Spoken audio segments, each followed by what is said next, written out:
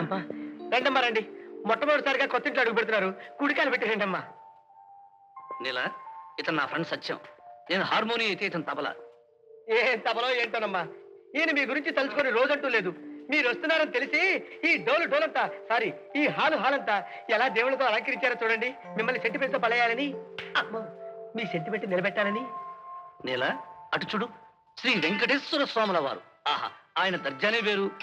Single force, double family. Left Alivelu Manga, right Padmavati, ఇద్దరు భార్యలు. ఏమండి, చెప్పడం మర్చిపోయాను. మన ఇద్దరం మళ్ళీ కలుసుకుంటే తిరుపతికి వస్తామని మొక్కుకున్నాను. తప్పకుండా. నీల, అటు చూడు, దివ్యమంగళ స్వరూపుడు శ్రీ వేణుగోపాల స్వామి. ఆయనకు ఇద్దరు భార్యలు. ఇటు ప్రక్కన రుక్మిణీదేవి, అటు ప్రక్కన సత్యభామ. వాహనము ఆవు. షూ, ఆవు అనకూడదు, గువ్వు అనాలి. చెప్పలేసుకోండి. ఏమండి, ఆయన లీలలో. అవునవును, ఆయన లీలలే లీలలు. ఇదిగో అటు చూడు, హరహరమదేవ శంభో శంకర పరమేశ్వరుడు. ఈయనకు ఇద్దరు భార్యలు.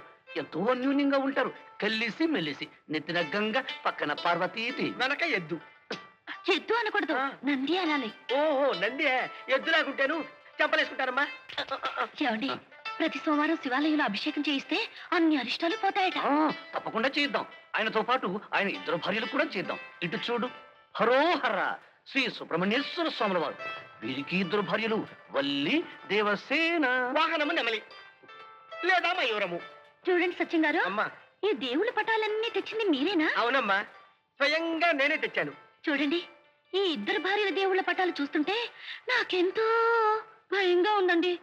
ఇలాంటి పటాలు ఇంట్లో ఉంటే మా కాళ్ళ మనసులు మారిపోతాయండి. అందుకని ఈ పటాలన్నీ కట్టగట్టి మీ ఇంటికి తీసుకెళ్ళండి. ఒక్క శ్రీరాములు వారి పటం మాత్రం నాకు తెచ్చిపెట్టండి.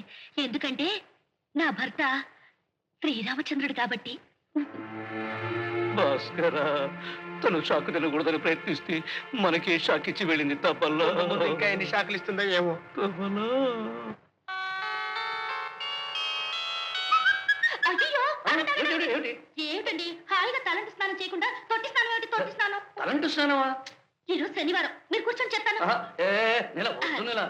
ఏం నెల? కుంకుడికాయ రసంతో తలంటుతాను. కుంకుడుకాయ రసం?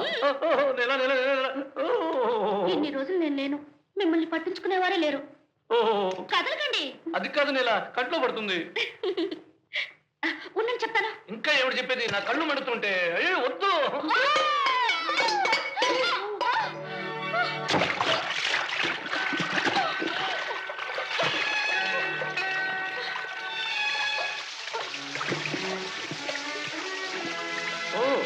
చేపట్టు, చేపట్టు.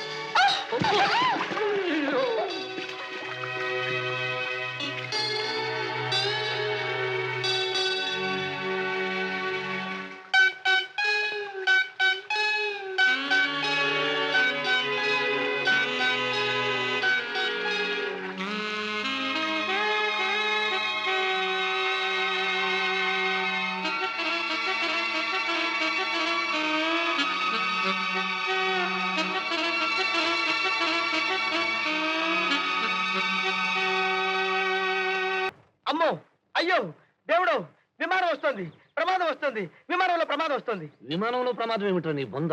అవును, అమెరికా నుంచి మోహన్ వచ్చేస్తుంది.